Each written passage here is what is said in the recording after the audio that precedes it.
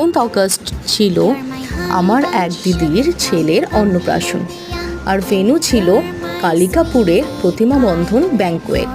আমাদের পৌঁছাতে কিন্তু বেশ কিছুটা রাত হয়ে গিয়েছিল, আর গিয়ে দেখি ম্যাক্সিমাম লোকজনই প্রায় চলে গেছে।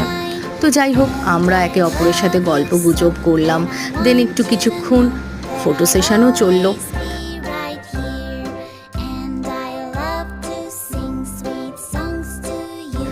এরপর ডিরেক্ট চলে গেলাম খাওয়া দাওয়ার পর্ব সেরে নিতে।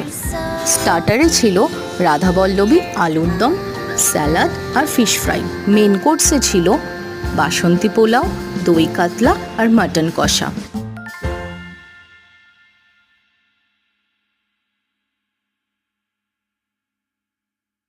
এরপর ছিল চাটনি, পাঁপড়, গরম গরম গোলাপ জামুন আর মাখা সন্দেশ, আর সবশেষে ছিল আইসক্রিম আর পান।